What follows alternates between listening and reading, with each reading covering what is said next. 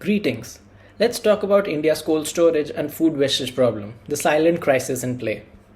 Imagine a farmer in Punjab harvesting a bumper crop of tomatoes, only to dump them on the roadside because prices have crashed.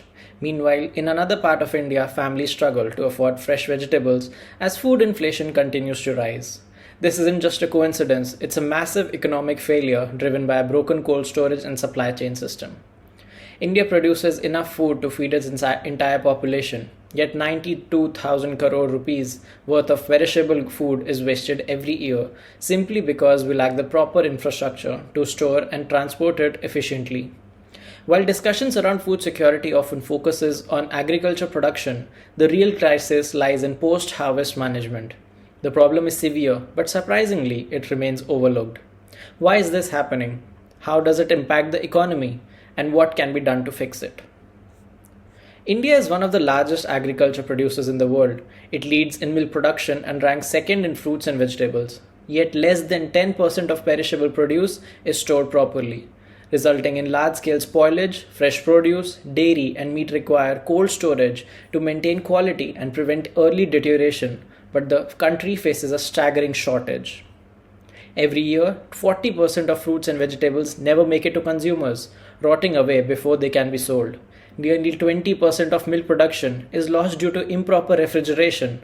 The numbers are even more troubling when considering cold storage capacity, and India currently only has around 8,186 cold storage facilities, and most of them are dedicated exclusively to potatoes, ignoring the needs of other perishable goods. The mismatch between production and preservation results in annual farmer losses of 25,000 to 30,000 crore rupees, further pushing small farmers into economic distress. Why is this happening?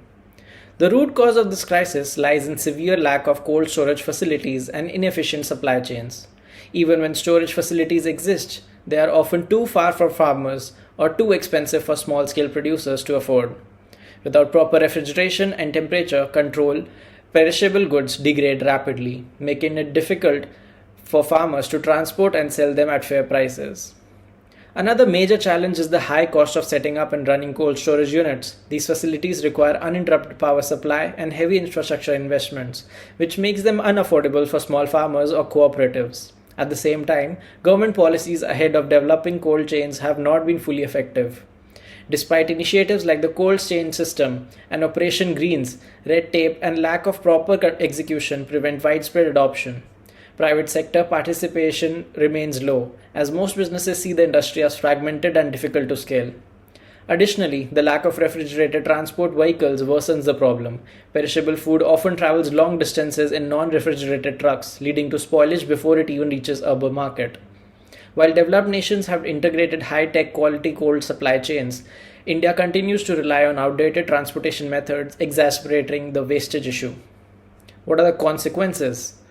The economic implications of these problems are enormous. Food inflation rises because supply is constantly disrupted, making essential commodities like vegetables, dairy, and poultry expensive for consumers. As a result, even though India produces a surplus, food prices remain volatile.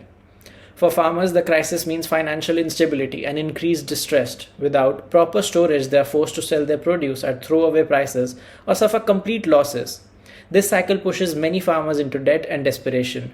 The inefficiencies in the cold chain also affect India's global agriculture trade, preventing the country from fully capitalizing on export opportunities. Countries like China, which have invested in modern cold storage, dominate global food markets, while India loses billions in potential revenue. Even more alarming is the impact on food security. While millions of Indians struggle with malnutrition, enormous quantities of food are being wasted due to poor logistics. The irony is heartbreaking. Food is not scarce, but it is simply not reaching those who need it the most. What are the possible solutions? Let's talk about it. Addressing this issue requires a comprehensive strategy that focuses on improving infrastructure, attracting private investment, and integrating technology. One of the most immediate solutions is the expansion of cold storage facilities in rural and semi-urban areas. The government should provide subsidies and financial incentives to encourage the setup of decentralized cold storage units, similar to the models used in China and Netherlands. Investing in solar-powered cold storage solutions could also reduce electricity costs, making these facilities more affordable and sustainable. Another critical step is modernizing transportation networks. India needs more refrigerated trucks, cold chain rail corridors, and efficient last mile delivery solutions. This would ensure that food moves from farms to market without spoilage. The government and private logistic companies must collaborate to make this a reality within the next 3 to 5 years. Technology can also play a game changing role. AI powered inventory tracking, IoT based temperature monitoring, and blockchain enabled logistics. Digital platforms can connect farmers with real time market demand data, allowing for better planning and distribution. These innovations can be implemented within 3 years if given proper support. In conclusion, India's cold storage crisis is not just about logistics. It is an economic and social emergency that affects farmers, consumers, and the nation's global competitiveness. Food wastage at this scale is unsustainable, and if left unchecked, it will continue to drive inflation, farmer distress, and economic losses. The time to act is now. Can we afford to let this crisis remain invisible? Let's start the conversation. Thank you.